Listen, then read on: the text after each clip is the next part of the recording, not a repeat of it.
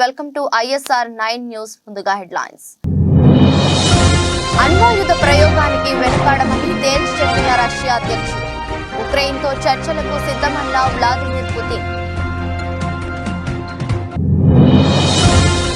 గాల్లోకి ఎగిరిన క్షణాల్లోనే పేలిన జపాన్ తొలి private rocket.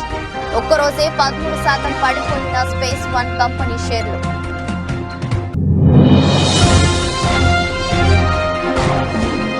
నగరిలో మంత్రి రోజాకు లైన్ క్లియర్. అసమ్మతి నేతలకు సర్ది చెప్పిన జగన్.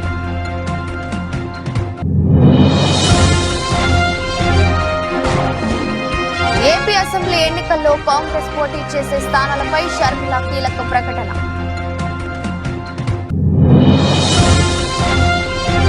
రేషన్ కార్డుతో సంబంధం లేకుండా అందరికీ ఆరోగ్యశ్రీ కసరత్తు చేస్తున్న ప్రభుత్వం.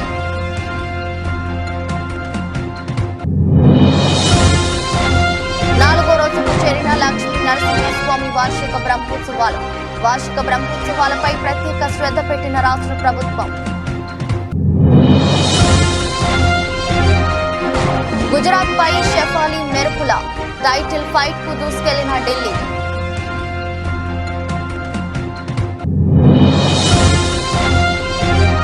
అతనిది గొప్ప వ్యక్తిత్వం, అందుకే ప్రేమించా. లవ్ ఎఫైర్ పై తొలిసారి స్పందించిన Taapsee.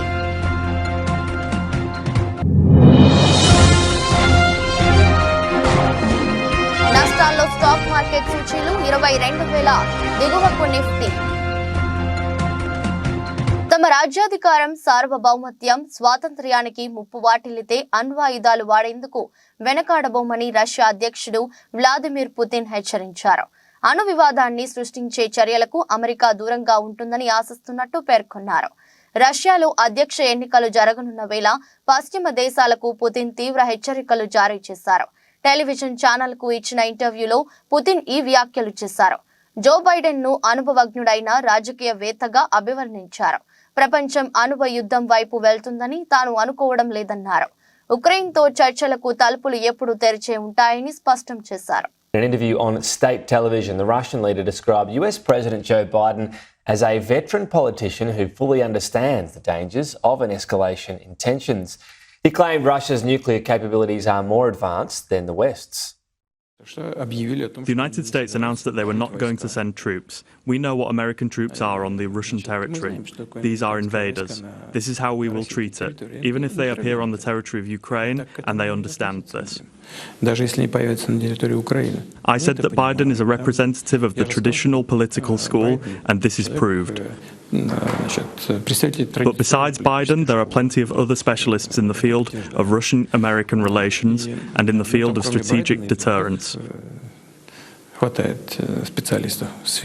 Therefore, I don't think that everything is rushing so head-on here, but we are ready for this. వాణిజ్యపరంగా అంతరిక్ష ప్రయోగాల రంగంలోకి ప్రవేశించాలన్న జపాన్ ప్రయత్నాలకు ఆదిలోనే చుక్కు ఎదురైంది. బుధవారం ఉదయం కుషిమేటో పట్టణంలోని లాంచ్ సెంటర్ నుంచి నింగిలోకి బయలుదేరిన దేశంలో తొలి ప్రైవేట్ రాకెట్ కైరోస్ లాంచ్ అయిన కొద్ది సెకండ్లలోనే పేలిపోయింది. ఈ రాకెట్ నింగిలోకి ఎగిరితే జపాన్ చరిత్రలోనే తొలి ప్రైవేట్ రాకెట్ నింగిలోకి ఎగిరిన రికార్డు క్రియేట్ అయ్యేది. ఈ రాకెట్ ను స్పేస్ వన్ అనే స్టార్టప్ కంపెనీ తయారు చేసింది. 59 అడుగుల పొడవైన కైరోస్ రాకెట్ ఘన ఇంధనంతో పనిచేస్తుంది. కైరోస్ రాకెట్ ప్రభుత్వానికి చెందిన శాటిలైట్ ను నింగిలోకి మోసుకెళ్లాల్సి ఉంది. రాకెట్ పేలిపోవడంతో భారీగా మంటలు ఎగిసిపడ్డాయి. శిథిలాలు సమీపంలోని పర్వతాలు సముద్రం మీద చెల్లా చెదురుగా పడ్డాయి. ఈ రాకెట్ మార్చి 9వ తేదీనే లాంచ్ కావాల్సి ఉండగా పలు కారణాల వల్ల లాంచింగ్ వాయిదా పడింది.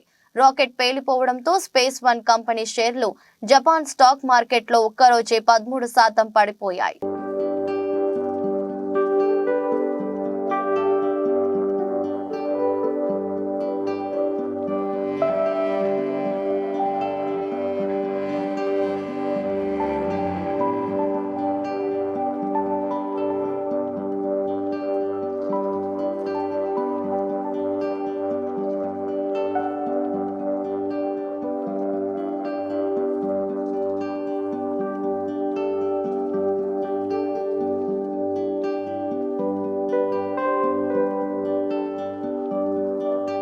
నగరి టికెట్ విషయంలో మంత్రి రోజాకు సీఎం జగన్ లైన్ క్లియర్ చేసినట్టు తెలుస్తుంది. ఏపీలో ఎన్నికలు సమీపిస్తున్న వేళ మంత్రి రోజాపై వ్యతిరేకత పెరుగుతోంది. నియోజకవర్గ పరిధిలోని నేతలు రోజాని వ్యతిరేకిస్తున్నారు. ఎన్నికలలో రోజాకు టికెట్ ఇస్తే సహించేది లేదని కొంతమంది వైసీపీ నేతలు అసహనం వ్యక్తం చేస్తున్నారు. నగరిలో రోజాకి తప్ప ఇతరులు ఎవరికి సీటు కేటాయించినా తాము గెలిపిస్తామని అంటున్నారు. ఈ నేపథ్యంలో మంత్రి రోజా సీఎం జగన్ ను కలిసి అసమ్మతి నేతలపై ఫిర్యాదు చేశారు. దీనిపై స్పందించిన సీఎం జగన్ నగరి టికెట్ విషయంలో మంత్రి రోజాకు లైన్ క్లియర్ చేసినట్టు సమాచారం. అసమ్మతి నేతలకు సర్ది చెప్పిన జగన్ అందరూ కలిసి పనిచేయాలని సూచించినట్టు తెలుస్తోంది. మరోవైపు సత్తెనపల్లి, నర్సరావుపేట నగరి అసంతృప్త నేతలకు కూడా సీఎం జగన్ సర్ది చెప్పారు.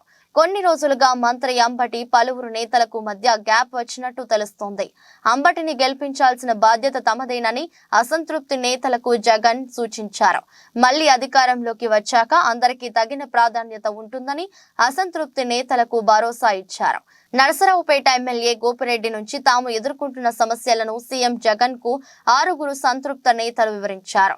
తమ రాజకీయ విశ్వసనీయతను దెబ్బతీసేలా గోపిరెడ్డి వ్యవహరిస్తున్నారంటూ నేతలు వాపోయారు. ఇక ముందు ఎలాంటి ఇబ్బందులు లేకుండా చూసే బాధ్యత తనదని జగన్ హామీ ఇచ్చారు. పార్టీ నిలబెట్టిన అభ్యర్థిని గెలిపించేందుకు అందరూ కలిసి పనిచేయాలని సీఎం జగన్ సర్ది చెప్పారు.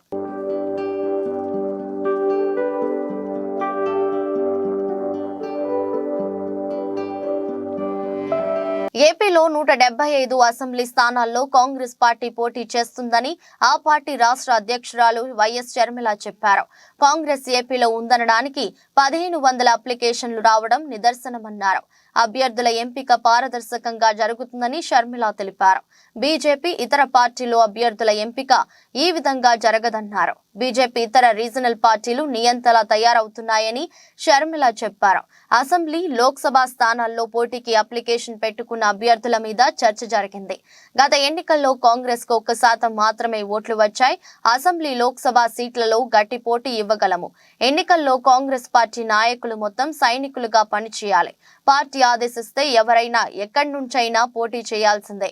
సిపిఎం, సిపిఐ పార్టీలతో చర్చలు జరుపుతున్నాం. అందరినీ కలుపుకొని ముందుకు వెళ్తాం.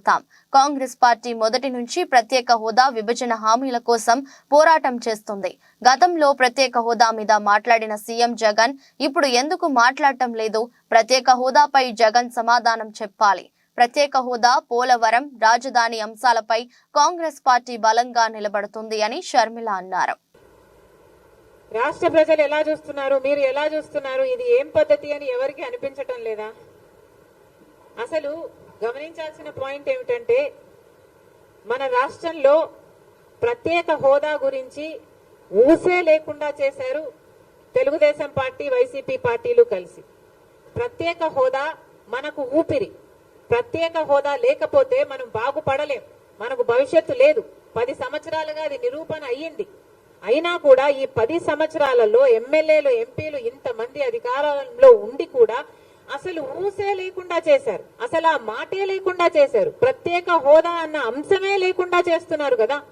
ఈరోజు మేము కాంగ్రెస్ పార్టీగా వచ్చి మేము కొట్లాడుతున్నాం తప్ప ప్రత్యేక హోదా గురించి తెలుగుదేశం పార్టీ గాని, చంద్రబాబు గారు గాని, వైసీపీ జగన్మోహన్ రెడ్డి గారు గాని ఒక్క నిజమైన ఉద్యమమైనా చేశారా అధికారంలో ఉండి, ముఖ్యమంత్రులుగా ఉండి అని అడుగుతున్నాం. ఈరోజు ప్రత్యేక హోదా మనకు బీజేపీ పార్టీ ఇవ్వలేదు. పోలవరం ప్రాజెక్టు ఇవ్వలేదు. మనకు రాజధాని ఇవ్వలేదు. ఒక్క హామీ కూడా నెరవేరకపోతే మరి చంద్రబాబు గారు బీజేపీ పార్టీతో ఎందుకు పొత్తు పెట్టుకుంటున్నారో సమాధానం చెప్పాలి. ఏం చేసింది బీజేపీ పార్టీ అని పొత్తు పెట్టుకుంటున్నారు? బీజేపీ పార్టీ ఇంత మోసం చేస్తే, ఇంత వెన్నుపోటు పొడిస్తే చంద్రబాబు గారు అంతగా తిట్టి, అంతగా దూషించి మళ్ళీ ఈ రోజు రాష్ట్రం కోసమని నేను పొత్తు పెట్టుకుంటున్నానని చెప్తున్నాడంటే ఇంకా ఏమనాలి మనిషిని? ఈ పెద్ద మనిషి ఊసరి వాళ్ళ కంటే ఎక్కువ రంగులు మారుస్తున్నారు కదా. ఫస్ట్ ఏమో ప్రత్యేక హోదా కోసం పొత్తు పెట్టుకుంటున్నానని చెప్పాడు. ఎన్నికలు గెలిచారు. వాళ్ళ కేబినెట్ లో అధికారం కూడా అనుభవించారు. ఆ తర్వాత లేదు అని తిట్టి మరీ బయటకు వచ్చారు. మళ్ళీ ఇప్పుడు మళ్ళీ మెచ్చుకొని మేము గౌరవిస్తున్నామని చెప్పి మళ్ళీ చేరుతున్నారు. దేనికంటే మీకు గౌరవం? పవన్ కళ్యాణ్ గారు కూడా అడుగుతున్నాను. మోడీ అంటే అపారమైన గౌరవం అన్నారు. దేనికి మీకు అపారమైన గౌరవం? మనకు పోలవరం ఇచ్చినందుకు మీకు అపారమైన గౌరవమా? మన రాజధాని ఇచ్చినందుకు మీకు అపారమైన గౌరవమా? స్పెషల్ చేసి ఇచ్చినందుకు మీకు అపారమైన గౌరవమా? ప్రజలకు సమాధానం చెప్పాల్సిన అవసరం ఉంది. రాష్ట్రంలో ఆరోగ్యశ్రీని ప్రత్యేక పథకంగా అమలు చేయాలని ప్రభుత్వం భావిస్తుంది. రేషన్ కార్డు ఆర్థిక స్థితితో సంబంధం లేకుండా ప్రజలందరికీ వర్తించేలా ఈ పథకాన్ని విస్తరించాలని నిర్ణయించింది. ఈ నిర్ణయానికి అనుగుణంగా లబ్ధిదారులకు రాజీవ్ ఆరోగ్యశ్రీ పేరుతో కొత్త కార్డులు ఇవ్వాలని యోచిస్తోన్నది. ఈ నేపథ్యంలో లబ్ధిదారుల గుర్తింపు, ఇతర మార్గదర్శకాలపై అధికారులు కసరత్తు చేస్తున్నారు. ప్రైవేట్ ఇన్సూరెన్స్ కంపెనీల తరహాలో ప్రతి కుటుంబాన్ని ఒక యూనిట్ గా తీసుకుని ప్రత్యేక నంబర్ కేటాయించి కార్డులు ఇవ్వాలని నిర్ణయించినట్టు సమాచారం. రాష్ట్ర వ్యాప్తంగా అందరికీ డిజిటల్ హెల్త్ ప్రొఫైల్ రూపొందిస్తామని ఇప్పటికే ప్రకటించిన ప్రభుత్వం ఈ వివరాలను ఆరోగ్యశ్రీ కార్డులతో అనుసంధానం చేయనున్నది. 2-3 నెలల్లో ఈ ప్రక్రియ ప్రారంభమయ్యే అవకాశం ఉన్నది. ప్రస్తుతం రాష్ట్రంలో 90 లక్షలకు పైగా తెల్ల రేషన్ కార్డులు ఉన్నాయి. మిగతా వారిలో ప్రభుత్వ ఉద్యోగులు వంటి వారు ఉన్నారు. వారికి కూడా ప్రభుత్వం ప్రత్యేకంగా హెల్త్ స్కీమ్ ను అమలు చేయాల్సి వస్తుంది. దీంతో 90% పైగా జనాభాకు ప్రభుత్వ హెల్త్ స్కీమ్ వర్తిస్తుందని వైద్య శాఖ చెబుతుంది. మిగతా వారిని కవర్ చేసి రేషన్ కార్డుతో లింక్ తీసేస్తే కార్డుల సంఖ్య తగ్గుతుందని భావిస్తున్నట్టు సమాచారం. ఇలా చేస్తే ప్రభుత్వంపై ఏటా దాదాపు 450 కోట్ల మేరకు అదనపు భారం పడుతుందని అంచనా.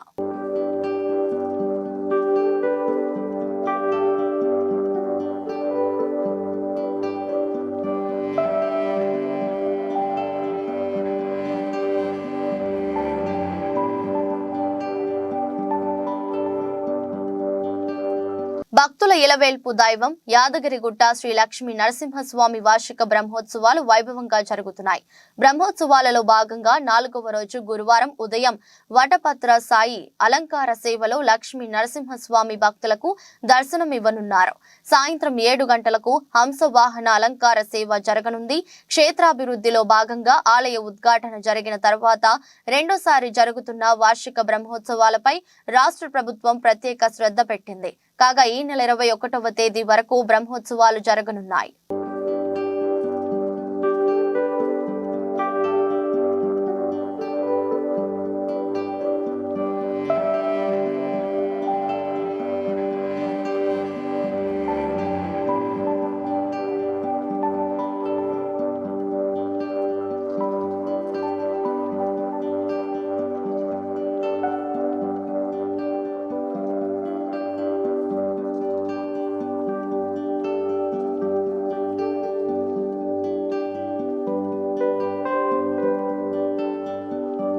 ములుగు నియోజకవర్గంలోని పెద్దాపూర్, గుర్రంపేట, బౌసింగ్పల్లి, సుబ్బక్కపల్లి గ్రామాల్లో 2,34 లక్షలతో చేపట్టిన పలు అభివృద్ధి కార్యక్రమాలను కొబ్బరికాయ కొట్టి ప్రారంభించిన రాష్ట్ర పంచాయతీరాజ్ గ్రామీణాభివృద్ధి స్త్రీ సంక్షేమ శాఖ మంత్రి వర్యులు డాక్టర్ ధనసరి అనసూయ సీతక్క. ఈ సందర్భంగా మాట్లాడుతూ కాంగ్రెస్ పార్టీ ఎన్నికల సందర్భంగా ఇచ్చిన హామీని ప్రభుత్వం ఏర్పడిన 100 రోజుల్లోనే అమలు చేస్తున్నామని, మహిళలకు ఉచిత బస్ ప్రయాణం, 500కే గ్యాస్ సిలిండర్, ఆరోగ్యశ్రీ, 10 లక్షలు నిరుపేదలకు, 5 లక్షలతో ఇందిరమ్మ ఇళ్లు, మహిళలకు వడ్డీ లేని రుణాలు, ఇలా అన్ని గ్యారెంటీలను అమలు చేస్తున్నామని, రాబోయే పార్లమెంట్ ఎన్నికల్లో కూడా ప్రజలందరూ కాంగ్రెస్ పార్టీకి మద్దతుగా తోడుగా ఉండాలని మంత్రి వర్యులు సీతక్క అన్నారు. ఈ కార్యక్రమంలో వివిధ శాఖల అధికారులు మరియు కాంగ్రెస్ పార్టీ జిల్లా, బ్లాక్, మండల, గ్రామ నాయకులు, కార్యకర్తలు ఉన్నారు. మరి మహిళలందరికీ కూడా ఉచిత బస్సు ప్రయాణం ఏర్పాటు చేసి ఇప్పటి వరకు 30 కోట్ల ప్రయాణాలు ఒక్కొక్క అక్క 10-20 సార్లు బస్సు ప్రయాణం చేసి, కానీ మనం బస్సు ప్రయాణం పెట్టినాక ఊళ్ళకు బస్సులు రావద్దు అని పాపం ఆటో సోదరులను టీఆర్ఎస్ వాళ్ళు రెచ్చగొట్టి కొంతమందిని ఆటోలను కాలబెట్టేటట్టుగా ప్రోత్సహించి ఊరూర్లో బస్సులో తిరగద్దని అడ్డుకునే ప్రయత్నం చేస్తా ఉన్నాం. మేమేమంటామంటే ఆటోల టైంలో ఆటోలు తిరుగుతాయి, ఎందుకంటే పొద్దున సాయంత్రం బస్సు వస్తుంది. ఇప్పుడు ఇక్కడ నుంచి హన్మకొండ పోవాలి, మరి ఆటో హన్మకొండ దాకా వస్తుందా? రాదు కదా. మరి అట్లా హన్మకొండ దాకా పోవాలంటే కనీసం 200 రూపాయలన్నా ఖర్చు వస్తుంది. 200 రూపాయలు నెలకు ఒక 4-5 సార్లు పోయేటోళ్ళు అయితే మరి ఒక 2-3 వేల రూపాయలన్నా వాళ్ళకు మిగులుతాయి ఆడోళ్ళకు, అక్కలకు అని మన సీఎం రేవంత్ రెడ్డి గారు సోనియమ్మ ఆదేశం మేరకు ఉచితంగా బస్సు ప్రయాణం పెట్టింది. ఎవరెన్ని అడ్డుకున్నా 30 కోట్ల ప్రయాణాలు అంటే మన మహిళలు అన్ని సార్లు బస్సులు ఎక్కి దిగింది. అదే కాకుండా మరి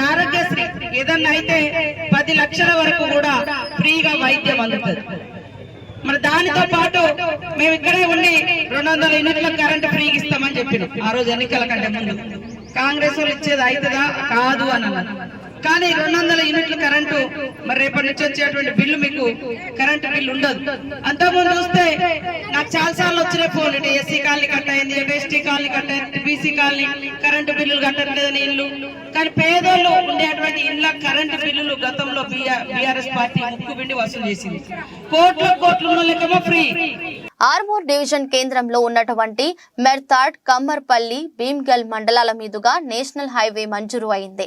ఈ రహదారిని ప్రస్తుతం ఉన్న రహదారి ద్వారా కాకుండా పంట పొలాల నష్టం జరిగే విధంగా సైద్యం చేస్తున్న పొలాల నుండి రోడ్డు వేయడం ద్వారా నష్టం జరుగుతుందని, రైతులు నష్టపోతారని గత కొన్ని రోజులుగా రైతులు ధర్నాలు చేస్తే దానికి మద్దతుగా సిపిఐ ఎంఎల్ ప్రజాపందా పార్టీ నిలబడితే ఆర్మూర్ ఆర్డీఓ ప్రజా అభిప్రాయం సేకరణ అంటూ వారి సమక్షంలో సమావేశం నిర్వహించిందన్న సందర్భంలో వారికి అండగా వెళ్లిన సిపిఎం ఎల్ ప్రజాపందా పార్టీ నాయకులు ఆర్డీఓ రెచ్చగొట్టే విధంగా వ్యాఖ్యలు చేస్తూ ఆర్మూర్ ఏసీపీ బస్పారెడ్డి దురుసుగా ప్రవర్తించి ప్రజాపందా నాయకులను అరెస్టు చేయడం ప్రజాస్వామ్యమైన చర్య కావున దీన్ని వ్యతిరేకిస్తూ Armoor CPI ML sub division నాయకులు ఆర్మూర్ ఆర్డీఓ ఏసీపీ గారి దిష్టిబొమ్మ ఆర్మూర్ పట్టణంలోని అంబేద్కర్ చౌరస్తా వద్ద దగ్ధం చేశారు.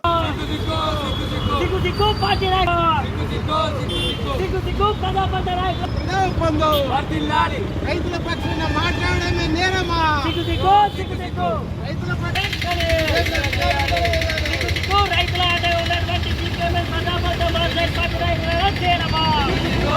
ఉన్నటువంటి దిక్కు అరెస్ట్ చేయడమా? పోలీస్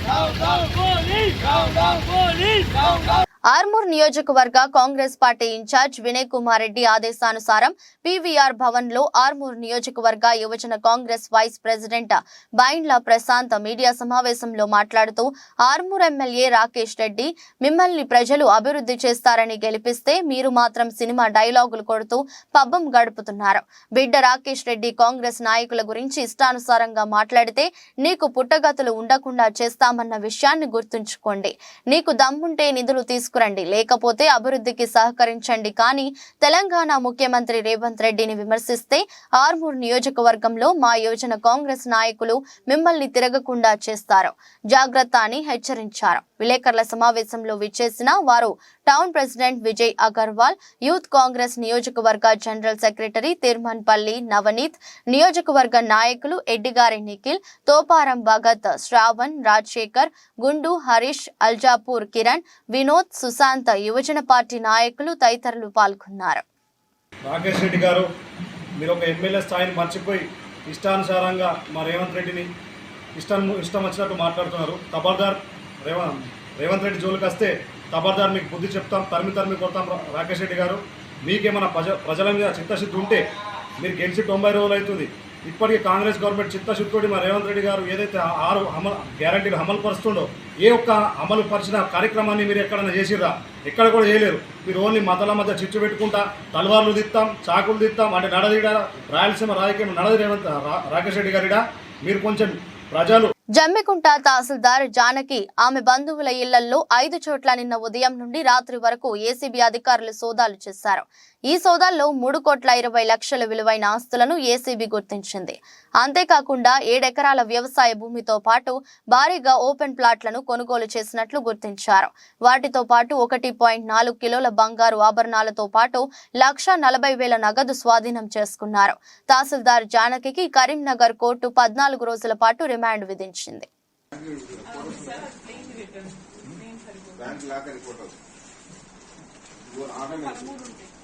అవి బిడ్డలు సీసీ కార్డు పెట్టు, క్యాష్ కూడా పెట్టు సార్, క్యాష్ నాకు 2 పెట్టాలి.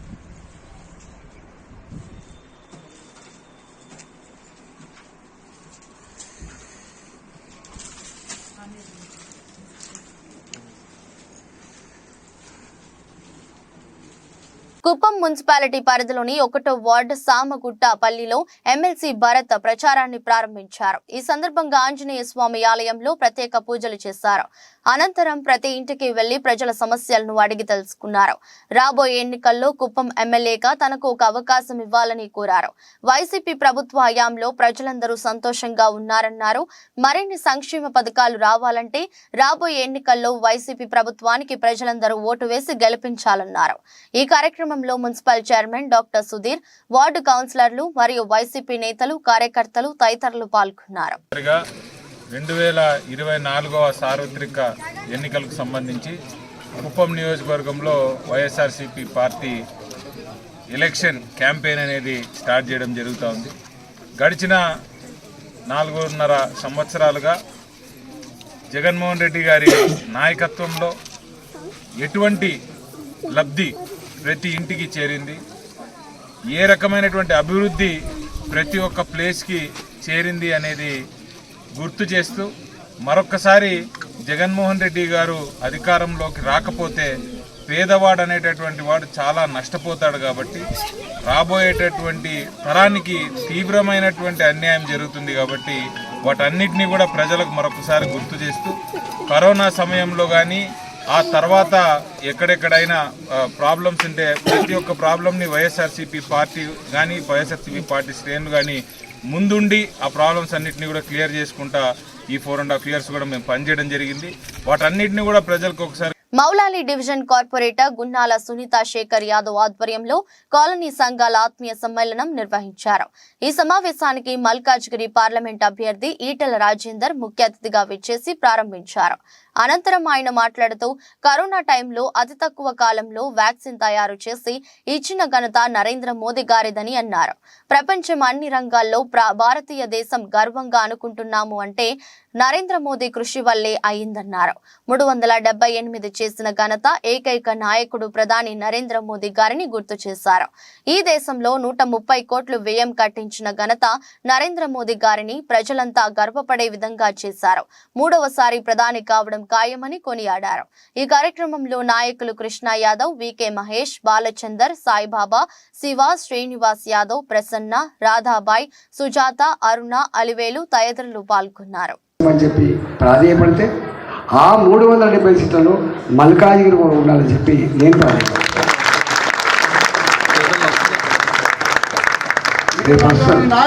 ఎత్తుతాండ్రు. మా సునీత మండలం దొరుకుతున్నారు వాళ్ళు. 150 కోట్లు పెట్టుడు దొరకన్నా 200 కోట్లు పెడతాడు. నా మీద 200 కోట్లు పెట్టుడు, 150 కోట్లు పెట్టుడు. ఇప్పటికే ఒకసారి ఎక్స్పెరిమెంట్ అయిపోయింది. మీరందరూ వచ్చింది. నా అదృష్టం ఏంటంటే 2021లో జరిగిన ఎన్నికలప్పుడు వీళ్ళందరూ నాలుగు వచ్చి పనిచేసినప్పుడు నేను ఎవరినో నా పనితనం ఏంటో వీళ్ళు తెలుసు కాబట్టి మాట్లాడు. నాకు ఎన్నడూ ఓట్లలో డబ్బులు అనేది తెలియదు. నాకు దావతులు కూడా ఇచ్చింది తెలియదు. నాకు ఎన్నడు 20 ఏళ్ళు ఏనాడు వాళ్ళు నిండు మనసుతో ఆశ్రయించి పంపించినారు. వాళ్ళ కాలు మళ్ళీ పనితో పీకింత పనిచేసి WPLలో ఢిల్లీ క్యాపిటల్స్ దుమ్మురేపింది. భారీ విజయం లక్ష్యంగా బరిలోకి దిగిన ఢిల్లీ అనుకున్న ఫలితాన్ని అందుకుంది. బుధవారం పూర్తి ఏకపక్షంగా సాగిన పోరులో ఢిల్లీ 7 వికెట్ల తేడాతో గుజరాత్ జైంట్స్ పై ఘన విజయం సాధించింది. దీంతో లీగ్ ఫైనల్లోకి ప్రవేశించింది. గుజరాత్ నిర్దేశించిన 127 పరుగుల లక్ష్య ఛేదనలో ఢిల్లీ 13.1 ఓవర్లలో 129/3 స్కోరు చేసింది. ఓపెనర్ శేషావలి వర్మ బంతుల్లో 71, 7 4లు, 5 6లు, అర్ధ సెంచరీతో విజృంభించగా జమీమా రోడ్రింగ్స్ దూకుడుగా ఆడింది. తనుజా కన్వర్ 2 వికెట్లు తీసింది. అంతకుముందు ఢిల్లీ 20 ఓవర్లలో 126/9 స్వల్ప స్కోరుకే కుప్పకూలింది. కాప్, మిన్ను, మణి, సికా పాండే దాటికి గుజరాత్ వరుస విరామాల్లో వికెట్లు కోల్పోయింది. భారతి, ఫల్మాలి మినహా అందరూ ఘోరంగా విఫలమయ్యారు. శేషాలికి ప్లేయర్ ఆఫ్ ది మ్యాచ్ దక్కింది.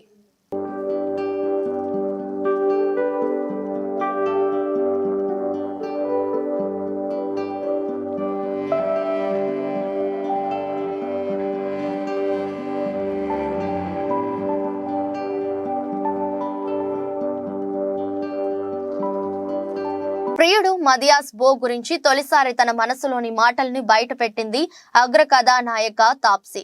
డెన్మార్క్ బ్యాడ్మింటన్ ప్లేయర్ అయిన మదియాస్ బోతో ఈ అమ్మడు తన గత 9 ఏళ్లుగా ప్రేమలో ఉంది. అయితే తన లవ్ అఫైర్ పై ఈ భామ ఇప్పటి వరకు ఎక్కడా స్పందించలేదు. ఈ జంట త్వరలో పెళ్లి పీటలెక్కబోతున్నారని వార్తలు వస్తున్నాయి. ఈ నేపథ్యంలో మదియాస్ పో గురించి ఆసక్తికరమైన వ్యాఖ్యలు చెప్పింది తాప్సీ. మదియాస్ పరిచయం కాకముందు నేను కొంతమంది అబ్బాయిలతో స్నేహం చేశాను. కానీ ఎవరి వ్యక్తిత్వం నన్ను ఆకట్టుకోలేదు. పురుషుల్లో నిజాయితీతో పాటు జీవితం పట్ల పరిణతి ఉండాలని క్రమంగా తెలుసుకున్నాను. ఈ లక్షణాలు మతియాస్ పోలో పుష్కలంగా ఉన్నాయి. అతను నా జీవితానికి భద్రత కల్పించగలడని మా ప్రయాణంలో అర్థం చేసుకున్న గొప్ప వ్యక్తిత్వం కలిగిన అతనితోనే జీవితాన్ని పంచుకోవాలని నిర్ణయించుకున్నా అని తాప్సీ చెప్పుకొచ్చింది. అయితే పెళ్లి వార్తలపై స్పందించడానికి ఈ భామ నిరాకరించింది. సమయం వచ్చినప్పుడు తానే ఈ విషయాన్ని వెల్లడిస్తానని చెప్పుకొచ్చింది.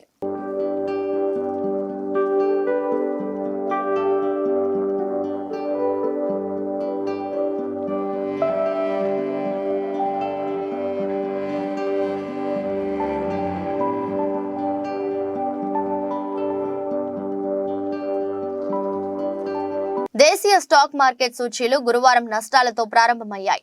అంతర్జాతీయ మార్కెట్లలోని ప్రతికూల సంకేతాలు సూచీలపై ప్రభావం చూపుతున్నాయి. ఉదయం 9:20 సమయంలో సెన్సెక్స్ 256 పాయింట్ల నష్టంతో 72,505 వద్ద ట్రేడ్ అవుతుంది. నిఫ్టీ 40 పాయింట్ల నష్టపోయి 21,957 దగ్గర కొనసాగుతుంది. డాలర్తో పోలిస్తే రూపాయి మారకం విలువ 82.85 వద్ద ప్రారంభమైంది. సెన్సెక్స్ 30 సూచీలో Reliance, HCL, Tech Mahindra, tech Infosys, Sun Pharma, M&M, Maruti, L&T, Power Grid, TCS, Kotak Mahindra Bank షేర్లు లాభాల్లో ట్రేడ్ అవుతున్నాయి. బజాజ్ ఫినాన్స్, టాటా స్టీల్, టైటన్, ఇండస్ఇండ్ బ్యాంక్, బజాజ్ ఫిన్సర్వ్, టెక్ మహీంద్రా, JSW స్టీల్, టాటా మోటార్స్, విప్రో, ITC షేర్లు నష్టాల్లో కొనసాగుతున్నాయి. అమెరికా మార్కెట్లు బుధవారం నష్టాలతో ముగిశాయి. నేడు ఆసియా పసిఫిక్ ప్రధాన సూచీలు మిశ్రమంగా ట్రేడ్ అవుతున్నాయి. అంతర్జాతీయ మార్కెట్లో బ్యారెల్ బ్రెంట్ చమురు ధర $84.20 వద్ద ట్రేడ్ అవుతుంది. విదేశీ సంస్థాగత మదుపరులు బుధవారం నికరంగా 4,595.06 కోట్ల విలువ చేసే షేర్లను విక్రయించారు. దేశీయ సంస్థాగత మదుపరులు 9,093.72 కోట్ల స్టాక్స్ ను కొనుగోలు చేశారు.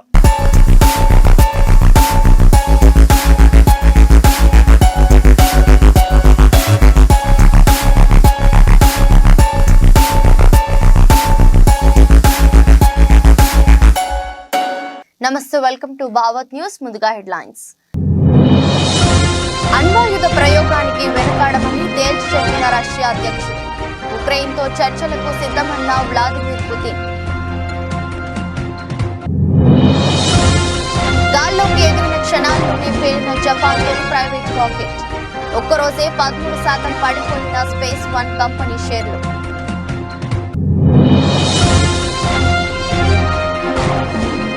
నగరిలో మంత్రి రోజాకు లైన్ క్లియర్. అసమ్మతి నేతలకు సర్ది చెప్పిన జగన్.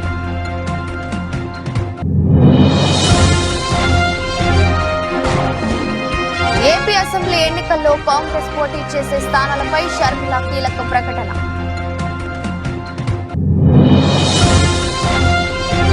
రేషన్ కార్డుతో సంబంధం లేకుండా అందరికీ ఆరోగ్యశ్రీ కసరత్తు చేస్తున్న ప్రభుత్వం.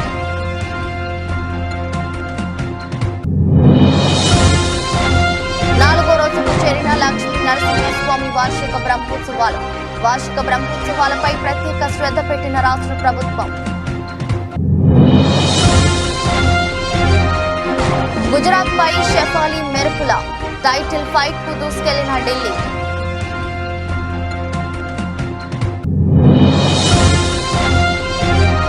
అతనిది గొప్ప వ్యక్తిత్వం, అందుకే ప్రేమించా. లవ్ అఫైర్ పై తొలిసారి స్పందించిన తాప్సీ.